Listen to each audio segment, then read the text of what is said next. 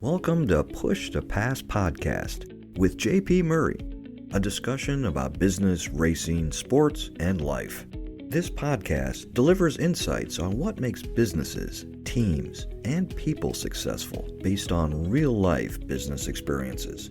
Following a career with America's largest associations, JP Murray founded the Murray Company, one of Washington, D.C.'s most successful consulting firms. The company was acquired successfully and enabled him to launch JP Murray Racing, a business development and sponsorship agency for auto racing teams. Here is JP. Hey, welcome everybody to episode number 15. The topics today, I got 3 of them for you. Should I pat the boss on the back, Showtime, and follow through? You know, it's an incredible showtime for everyone. Let's take on topic number 1.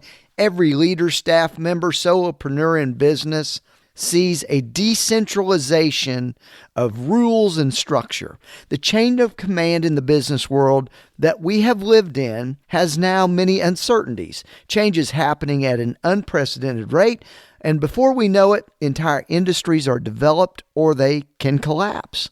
There's an overall breakdown in the chain of command business rules and process, but I think there is upside to that. Approval is not required to start a business launch, a media company. I'm doing a podcast and I did videos today. I've got my own media company, folks. Getting access to capital through the bank down the street is not required. Because of the decentralization of the world, we as individual workers have incredible leverage. Think about how ridiculous things used to be. You remember this day? Everyone would get in an automobile, drive on the same roads, clog them up to a headquarter location at the same time of the day to do jobs that were completely different from each other in most cases. But if you think about it, it's kind of crazy. But that has changed now, and it will not return. We see the benefits of this decentralization all over in terms of opportunity. I read recently that Black-owned businesses are up 30% since the pandemic levels.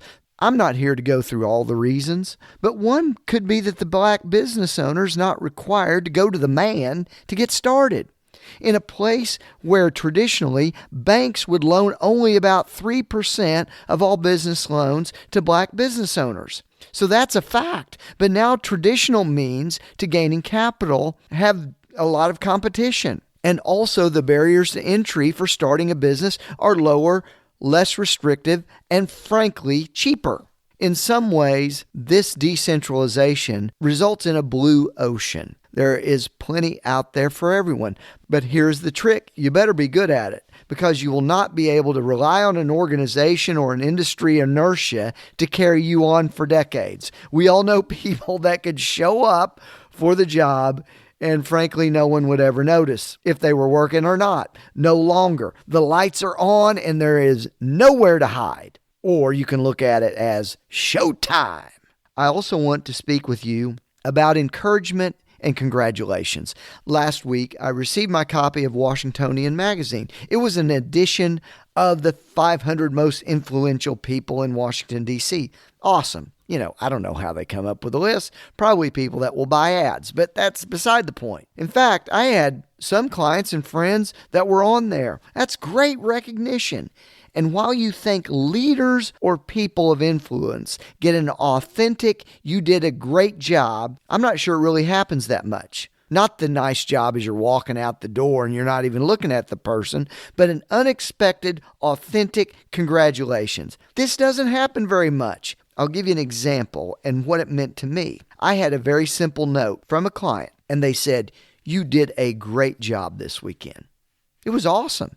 I almost cried. The gesture was unexpected and very thoughtful. I also worked my fanny off, and I earned it, to be honest with you. So where is that opportunity in your circle? And you might want to look up, maybe at a leader you are inspired by, someone that's helped you, your boss. Because my bet, it doesn't happen very much to them. Or maybe someone you just observe doing a regular job, one that is hard, but not very many people are willing to do. taking out somebody else's trash, like yours. Let's look for those opportunities to encourage and congratulate, and let's spread some gratitude. My final thought for you today, could you do me a favor and focus on follow-through? Last weekend, I was with Juncos Hollinger Racing. We hosted about 25 partners and guests at the Grand Prix of Alabama. It was an incredible experience, and oh my gosh, the race team was awesome. Now, on the Monday after the race, I started doing all my follow-up to a number of people. It's exhausting because after a race, man, there's so much energy. There can be kind of a letdown or almost depression after the event's over. But what I've learned is quick follow-through is absolutely critical. Here's why. Closing sales deals takes approximately 10 contacts. Most salespeople stop at 3. Also, I've learned that time stalls all deals. The longer the deal is in place, the less likely it is to happen. So in racing and in some business presentations, there's so much adrenaline and momentum, there's almost a little bit of a letdown afterwards. You got to push through that immediately to maintain your energy, maintain the momentum, and keep things moving forward. Showtime, attaboy, attagirl, follow through.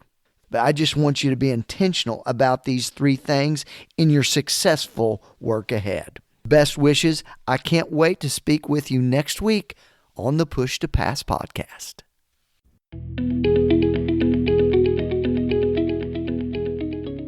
Thank you for listening to the Push to Pass podcast with JP Murray, a discussion about business, racing, sports, and life. If you would like to sponsor Push to Pass, send an email to jp@jpmurray.com. Follow JP on Twitter, LinkedIn, Facebook, and YouTube. His website is jpmurray.com. Until next time, push yourself to pass the competition. Thanks for listening.